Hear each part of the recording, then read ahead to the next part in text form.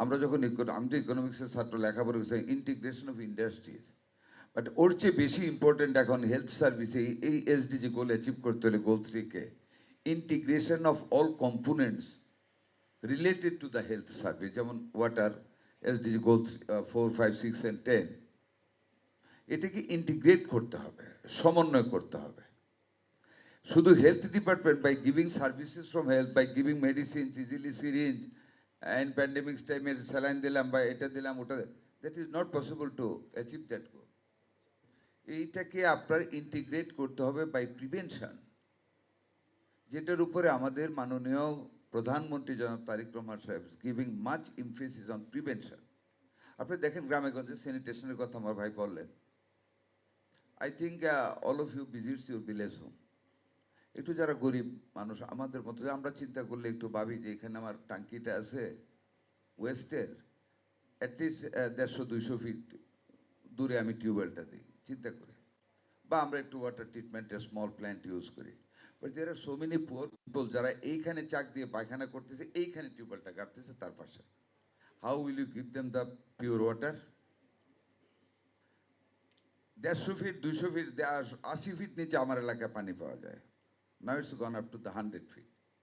ওইখানে আপনি পাইপ দিয়ে 100 ফিট, মানে 8টা চাক দিয়ে আপনি ট্যাঙ্কি বানাচ্ছেন ওয়েস্টেজের মানুষের বাথরুম। তো ওই পাইপ তো ওই পানিটাকে টানবে। এটা তো আপনাকে প্রিভেনশনে যেতে হতো, মানুষকে কাউন্সিলিং করতে হবে। উই হ্যাভ টু, এই যে এডুকেশনের কথা, we have two educate the people to achieve this goal, to maintain a good health. নখ লম্বা রাখবেন, নখের ভিতরে ময়লা থাকবে, মাথা চুলকাবেন, পায়ের তালা চুলকাবেন, যে খুব হাতটা ধুয়ে ভাত খাইতে বসলে, তো নখের ভিতরে ময়লাটা তো আপনার খাবারের সাথে যাবে। মানুষকে বলতে হবে, বোঝাতে হবে। Medical virus, it's a very difficult to prevent ইট, এবং এখন মারাত্মকভাবে ছড়াচ্ছে। সকল ভাইরাসের ট্রিটমেন্ট হয়, মেডিকেল ভাইরাসের কোন ট্রিটমেন্টে মরে যাবে। এটা তো প্রিভেনশনে যেতে হবে আমাদের, কিভাবে যাওয়া যায়, কিভাবে মেনটেন করা যায়। বাজার থেকে মাছ কিনলেন, সকল মাছের ময়লা টয়লা যা আছে সব দিয়া টাকা গণলো জেলে। ওই টাকা আপনি নিয়ে বান্ডেল করলেন, আবার ওইটা মুখে থুতু নিয়ে নিয়ে গুনতেছেন। You have to change the habit. এগুলি মোটিভেশন করতে হবে মানুষদেরকে। দেন আমরা একটা সুষম স্বাস্থ্যসম্মত অবস্থা আমরা মানে পাবো। আর সেই জন্য to achieve the SDG goals, আমার সকল মিনিস্ট্রি রিলেটেড, ওই যে উনি বললেন মেহেদি সাহেব, আমি ওখান থেকে স্টার্ট করতে চাই। We have to formulate a total planning, coordinated, integrated planning and integrated effort. We have to see it together to bring all the points in one periphery.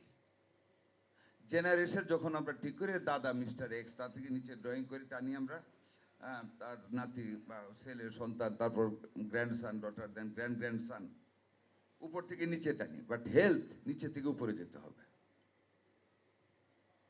উপরে বলতে হেলথের উপরে টান দিতে হবে, ওই মানে ওয়াটারে আসতে হবে, ওয়াটার আমাকে টানতে হবে, এডুকেশন আমাকে হেল্প করতে হবে, হোম আমাকে হেল্প করতে হবে, সমাজ কল্যাণ আমাকে হেল্প করতে হবে। সুতরাং my graph will go upwards. আর আপওয়ার্ড গ্রাফটাকে ধরে রাখার জন্য ওই কোঅর্ডিনেটেড প্ল্যানিং এর প্রয়োজন আছে।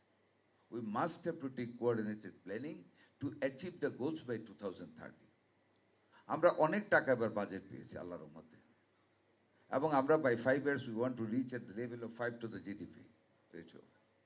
বাট আমরা অনেক টাকা দেবো, ওষুধ দেবো, আমরা যদি প্রিভেনশনে না যাই।